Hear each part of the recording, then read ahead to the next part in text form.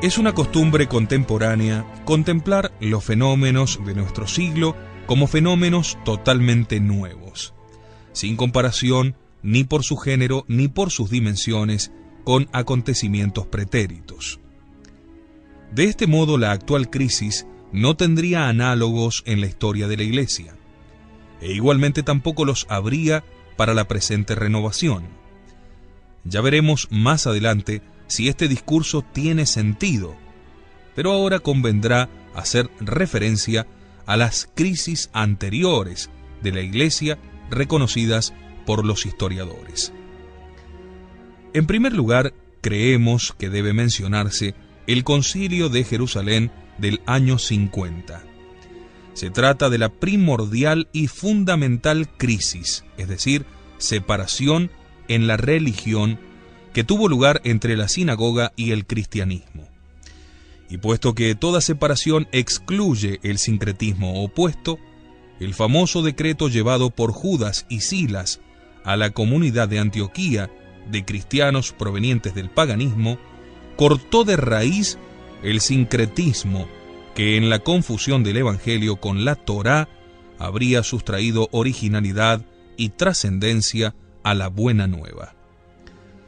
Pero también bajo otra consideración puede decirse que el Concilio de Jerusalén fue eminentemente crítico, y es porque separó para siempre el juicio teórico del juicio práctico, el formulado sobre los principios y el formulado sobre las aplicaciones, adaptando a las flexibles situaciones no los principios, sino la relación de estos con aquellas.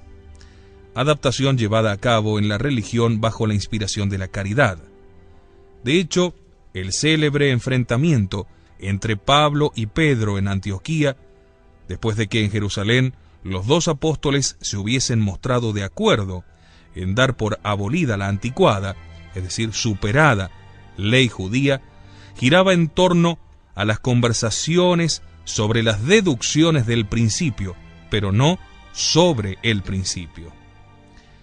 Fue la actitud de San Pedro, condescendiente con la sensibilidad ritual de los hermanos venidos de la sinagoga, actitud disconforme con la del mismo Pedro hacia los hermanos que venían de la idolatría, la que fue reprobada por San Pablo y después por Pedro y toda la Iglesia. Son discrepancias sobre la conducta práctica y, si se quiere, errores derivados de no ser inmediatamente comprendido, o serlo incorrectamente, el vínculo entre un principio y un hecho histórico concreto. Son disparidades y errores como los que existieron siempre en la Iglesia.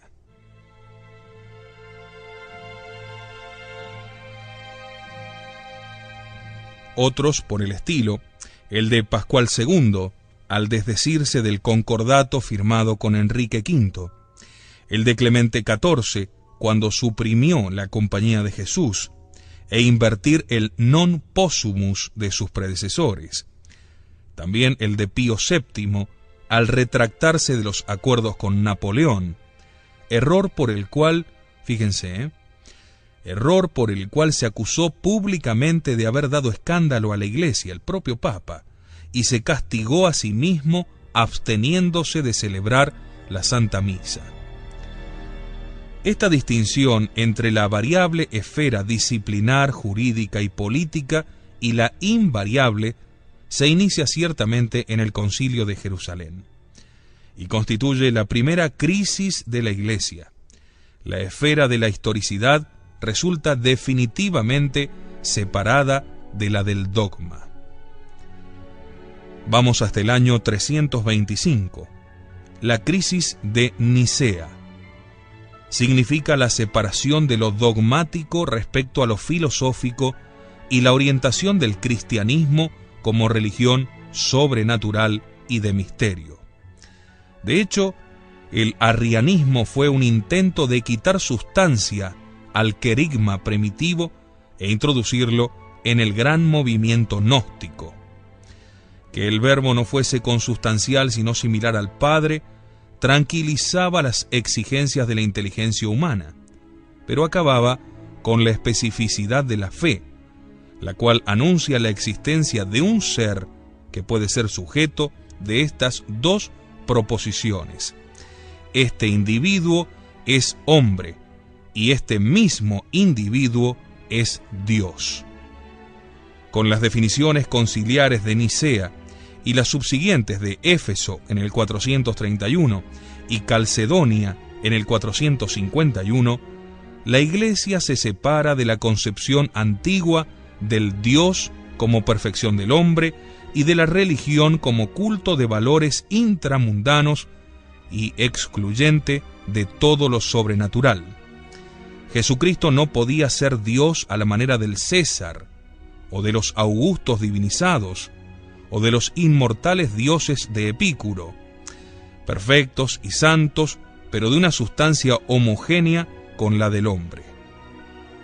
No podía ser aquello más allá de lo cual nunca se habían adentrado los sistemas filosóficos. Debía ser algo totalmente distinto, pero no extraño, que ninguna filosofía había imaginado o que, concibiéndolo con la imaginación, había considerado una locura. En suma, Dios deja de ser el grado más inaccesible de una perfección común al hombre y al Dios para ser una esencia que sobrepasa todo lo humano. Y Cristo no es llamado hombre Dios a la manera de los gentiles, es decir, por aproximación máxima a la perfección de Dios, o por una especie de intimidad moral con Dios, como decía Nestorio, ni siquiera a la manera de la paradoja estoica, según la cual el sabio es semejante a Dios, o incluso superior a Él, porque Él, Dios, es santo por naturaleza, mientras que el hombre sabio se santifica a sí mismo. Tamaña locura.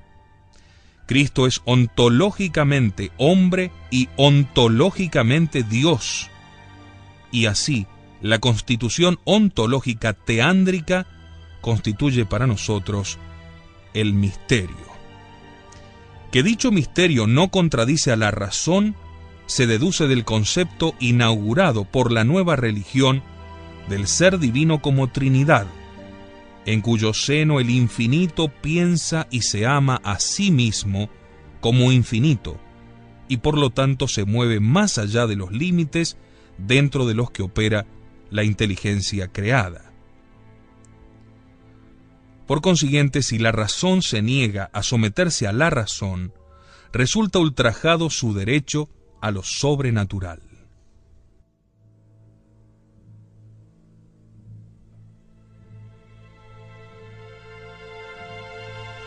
En sentido estricto, la negación de tal sometimiento impide a la razón conocerse a sí misma, al no poder reconocerse como limitada, ni por tanto reconocer nada más allá de su propio límite.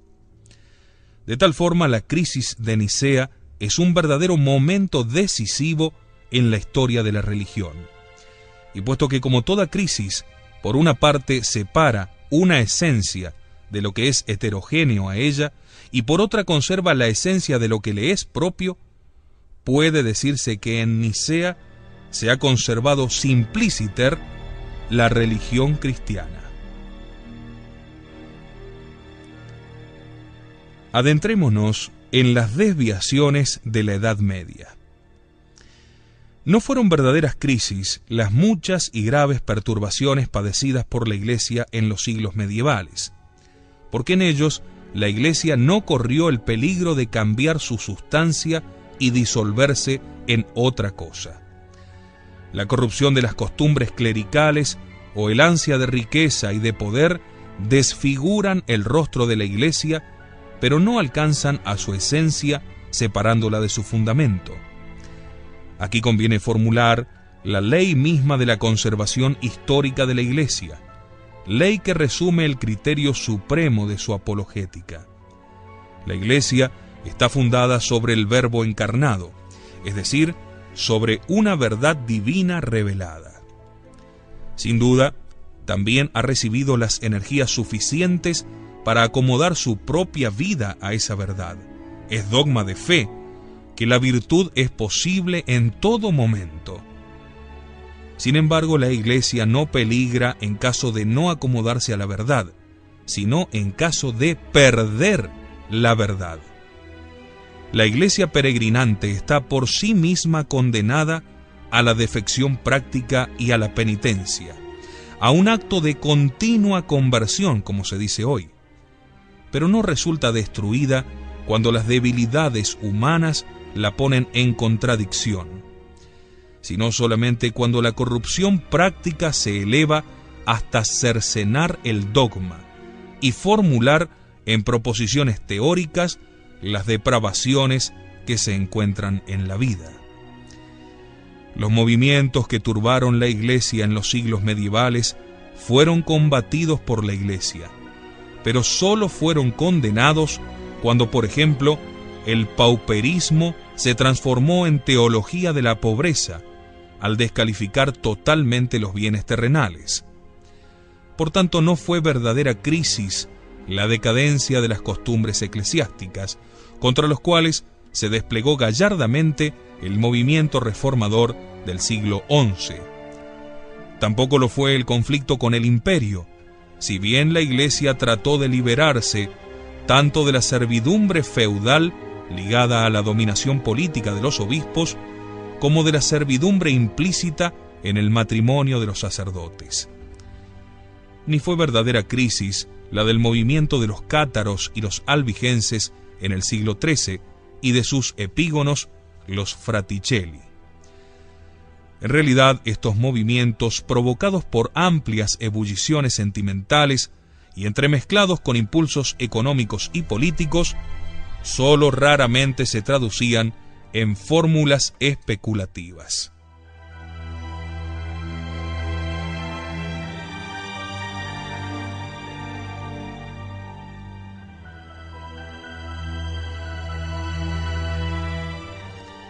Y cuando lo hacían, así, llevados por las amplias ebulliciones especulativas, entremezcladas por los impulsos económicos, lo hacían, por ejemplo, en la regresiva doctrina que preconizaba el retorno a la simplicidad apostólica, o en el mito de la igualdad de los fieles nivelados en el sacerdocio, o en la teología de Joaquín de Fiore sobre la tercera edad, la edad del Espíritu Santo que reemplazaría a la edad del Verbo, que a su vez lo habría hecho con la del Padre. Se parece a la época actual, ¿no? Esta herejía de Joaquín de Fiore, la edad del Espíritu Santo. Todas estas desviaciones dogmáticas encontraban a la Iglesia jerárquica, pronta y firme en el ejercicio de su oficio didáctico y correctivo. Y a menudo era apoyada en a causa de la solidaridad entre las estructuras sociales por el poder temporal. Hubo ataques, pero no hubo ruptura en la Edad Media de las verdades de fe y no faltó nunca la función magisterial. El gran cisma de Oriente dejó intacto todo el sistema de la fe católica. Ni siquiera la doctrina de la primacía del obispo de Roma fue atacada en primera instancia por los bizantinos, hasta el punto de que en 1439 pudo firmarse en Florencia la reunificación. Tampoco fueron capaces de ponerla en peligro y transformarla en algo distinto a su naturaleza los movimientos heréticos que pretendían una purga de las adherencias humanas en la Iglesia.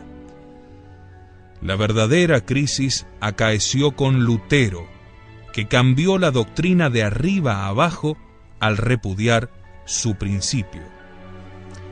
El gran movimiento de la revolución religiosa de Alemania es poco inteligible en sus razones históricas si no se lo contempla en sus relaciones con el Renacimiento. El Renacimiento es a menudo representado como restauración del principio pagano de la absoluta naturalidad y mundanidad del hombre, y por consiguiente, como mentalidad incompatible con el cristianismo que consistiría en el desprecio del mundo. Pero a nosotros nos parece que tal visión monocular no responde a la naturaleza del cristianismo, cuyo origen está en un hombre Dios restaurador y perfeccionador, más que restringir, amplía la mentalidad del creyente para aceptar y elevar todo lo que es conforme con el designio creador, cuya finalidad es la glorificación tanto de Dios como del hombre unido a Dios en el Cristo teándrico. La civilización medieval, gracias a la pujanza del sentimiento místico, expresó ciertamente un momento esencial de la religión, la relativización de todo lo mundano y su proyección teleológica hacia el cielo. Pero dicen algunos que la fuerza con la cual ese momento fue vivido llegó hasta más allá de la justa medida, epocando y mortificando valores que no deben ser mortificados, sino coordinados entre sí y subordinados al cielo. El hombre medieval parece no haber sabido concebir la idea de lo cristiano si no es encarnada en el fraile franciscano. Sin embargo, si no se olvida la amplitud de la idea cristiana, parece claro que el Renacimiento fue precisamente un caso de retorno a esa amplitud, gracias a la cual la religión comprendió el parentesco que la unía con las civilizaciones muertas, dentro de las cuales dormían sepultados los valores de la sabiduría natural, de la belleza ideal y de la milicia mundana.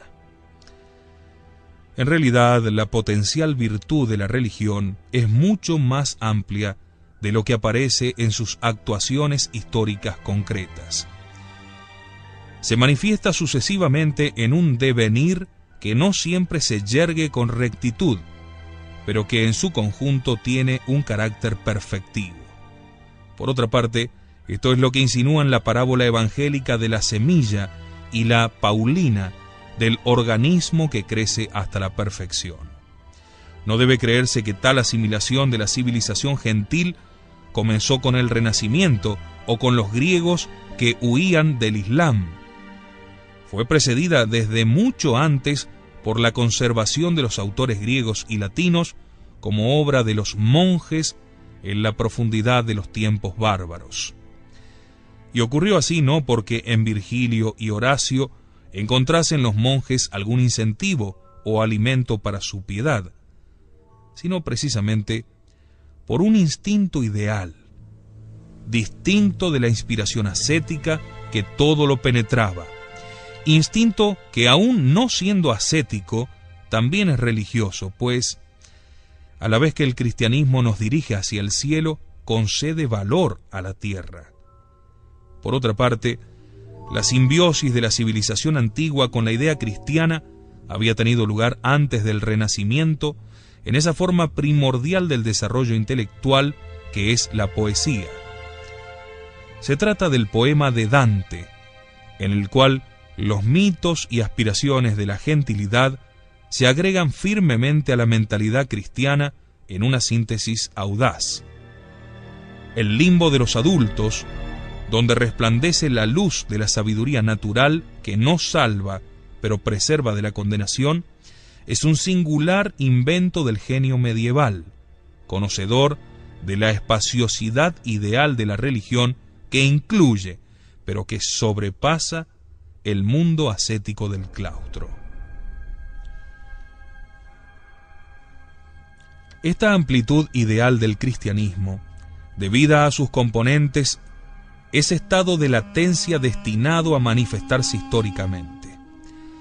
Se extiende a toda especulación y teológicamente está ligada a la unidad entre el ciclo de la creación y el de la encarnación. En ambos está presente el mismo verbo, pero sin elevarnos a razonamientos teológicos de tal amplitud, bastan razones históricas para hacerla evidente, puesto que en un mismo espacio se encuentran escuelas y estilos contrapuestos. Fíjense, por ejemplo, Bellarmino y Suárez fundamentan teóricamente la democracia y la soberanía popular, mientras Bossuet, por el contrario, justifica la autocracia regia. El ascetismo franciscano predica el abandono de los bienes de este mundo, temporales o intelectuales, mientras que el realismo jesuítico edifica ciudades, organiza estados y moviliza todo ad maiorem Dei gloriam.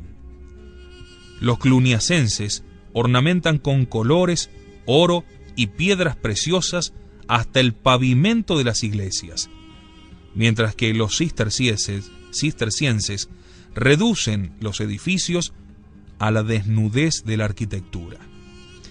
Molina exalta la libertad y la eficacia autónoma de la humana voluntad, capaz de hacer fracasar la divina predestinación, y rebaja la ciencia divina a la dependencia con respecto al evento, mientras los tomistas defienden la eficacia absoluta del designio divino.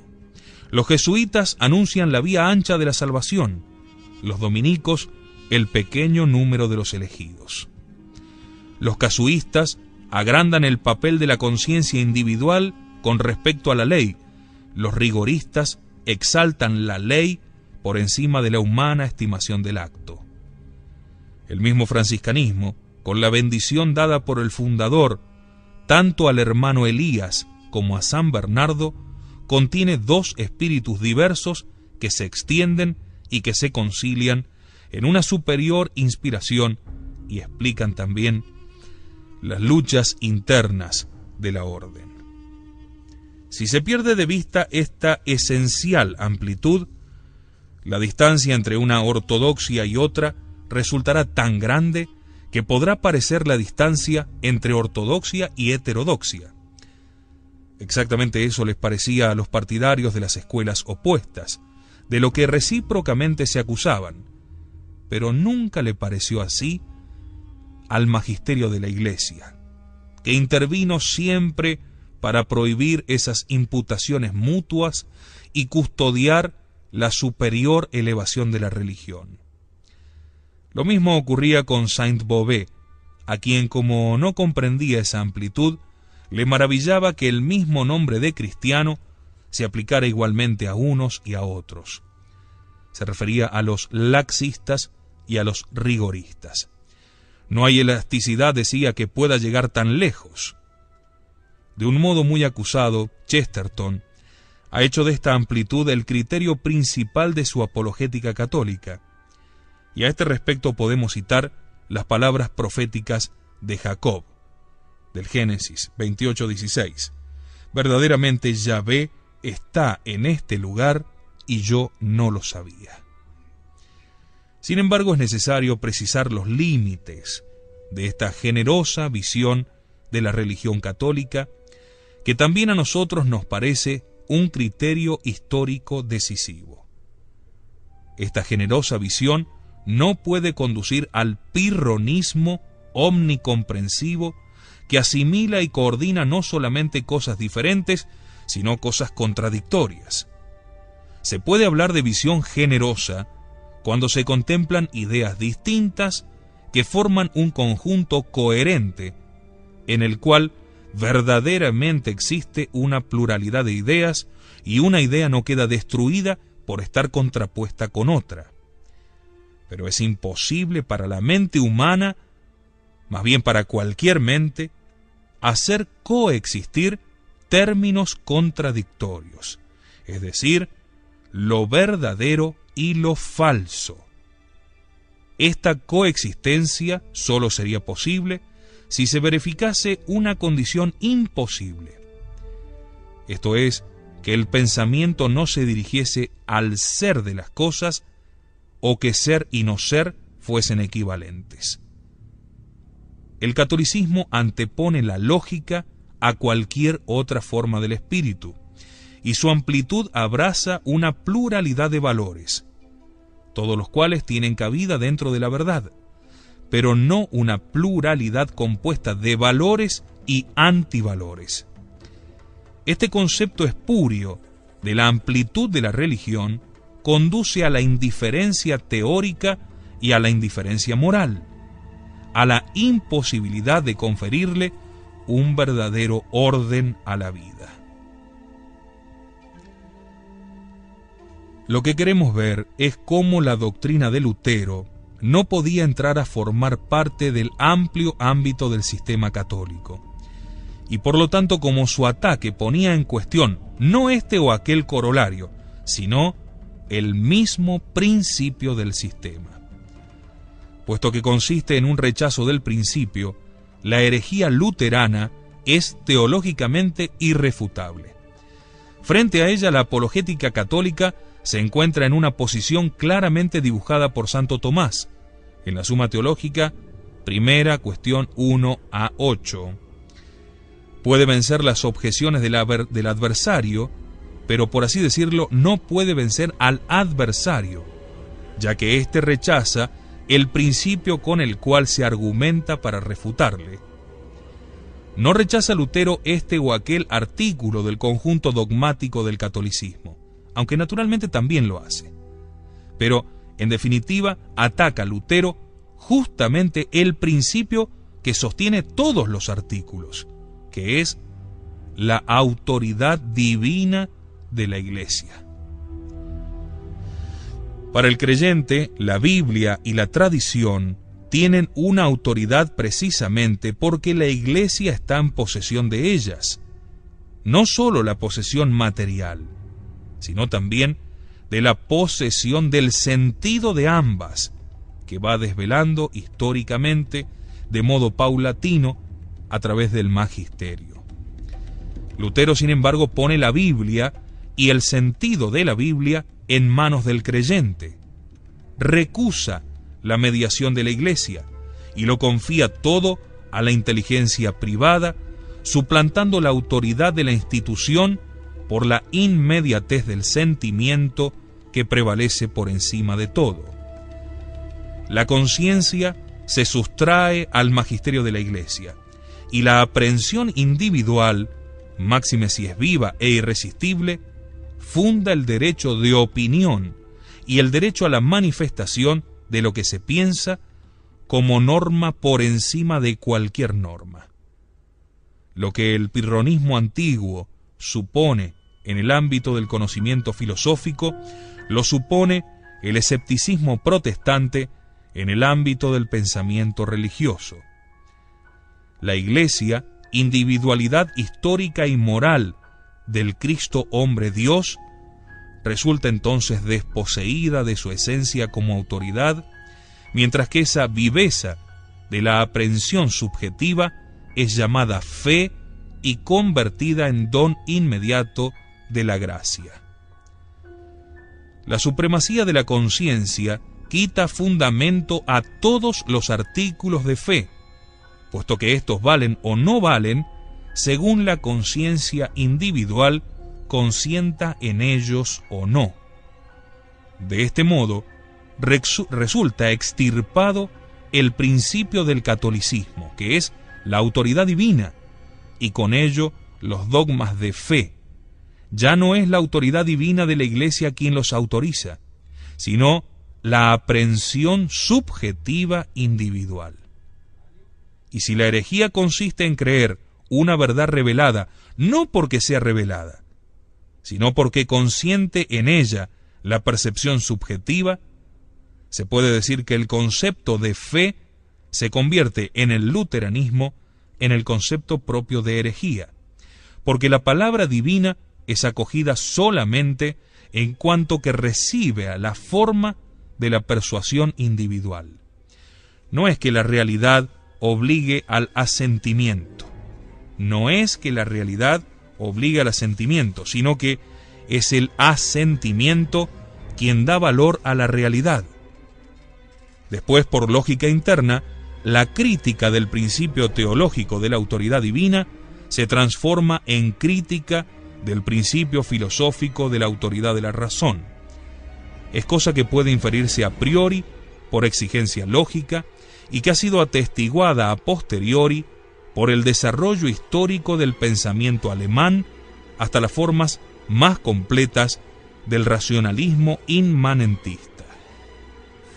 Como vemos, justamente el principio del luteranismo que ataca la autoridad del magisterio reside justamente dentro de la valorización excesiva y pecaminosa de la conciencia por sobre la ley. Ya no es la ley lo que impera, es decir, aquella cosa extrínseca al hombre, sino que ahora es la propia conciencia la que dictamina si la ley ha de ser seguida o no.